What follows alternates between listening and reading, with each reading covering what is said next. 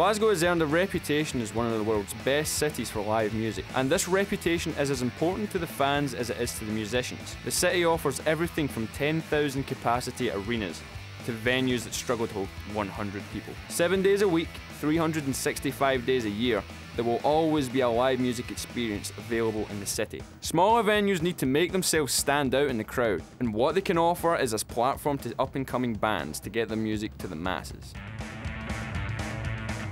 I've been in charge of the gigs here for under a year. I officially took over in January when the previous promoter, events manager, Craig, left. But I've actually been booking concerts through a DIY record label for about 7, 8 years.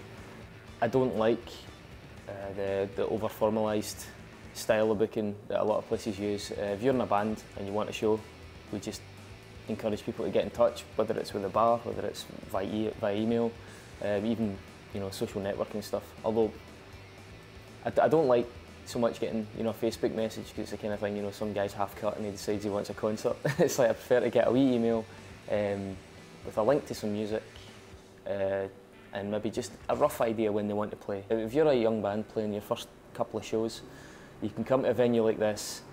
If you bring 70 people in here, it's really busy. It's going to look good, it's going to feel good, you're going to have a good night. And people are going to leave, I think, with a generally slightly more positive experience.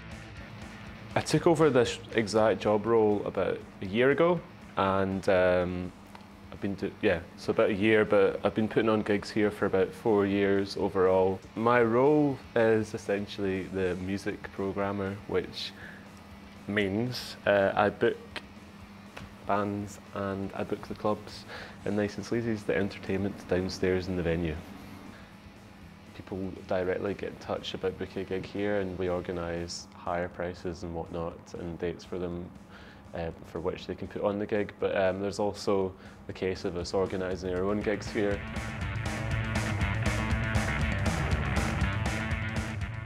With so much variety available to live music fans every night of the week, do smaller venues draw on a certain type of audience? Everybody's got their own tastes, but the people that come here tend to come here knowing that the music we put on, we've selected, and it's alternative in one way or another, be it rock, punk, metal, electro, it's something a wee bit different and hopefully of a good quality. So I think that's the one thing that unites them. But other than that, it's a really varied audience. You don't really come to Block if the only CDs you own are Rihanna and Maroon 5. On average, I would say about 5 or 6 nights a week we've got live music in here. And then we've got clubs every night from Tuesday to Saturday.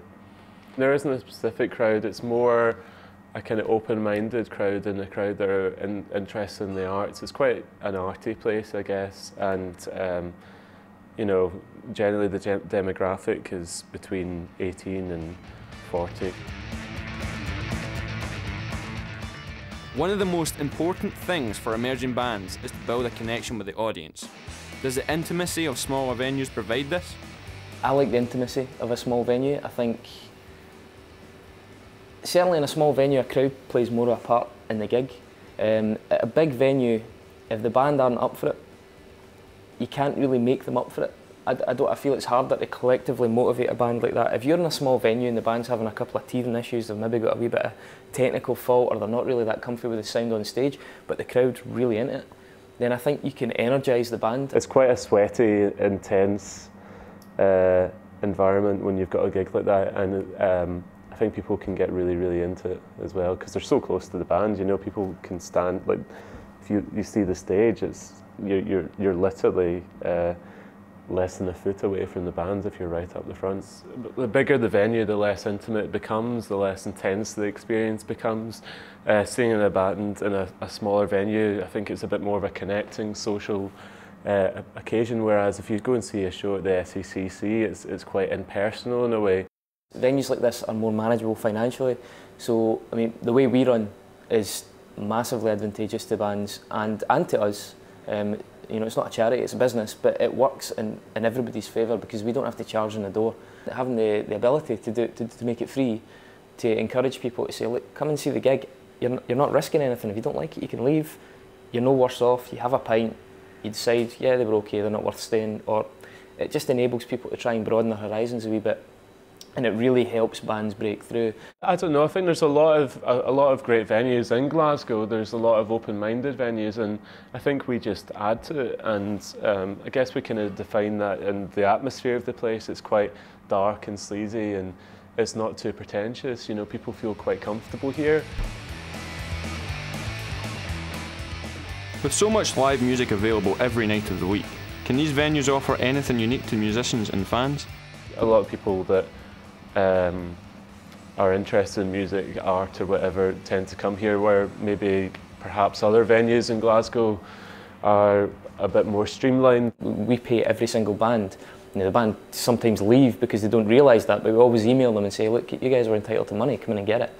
And I think it's really important that people should expect to be paid for doing what they're doing, because they put a lot of work into writing those songs, put a lot of work into rehearsing those songs, and it's something I'd really like to see change. I mean, if we lead by example and people copy is great. If we lead by example and we ultimately fail, then I'll lose my job, but at least I'll know we did the right thing. You know, but I'm confident that won't happen, because you notice that when you treat bands right, they really value it and they come back and the reputation spreads. And I think the word of mouth is infinitely more effective than any amount of advertising. And I'd rather spend £400 paying bands for playing than I would sticking an advert in some magazine that you might or might not just flick past. And that's pretty much our ethos. Whether you prefer seeing live music in a massive arena or a cramped downstairs stage, there is no denying how important these smaller venues are to bands desperate just to play their music to a crowd.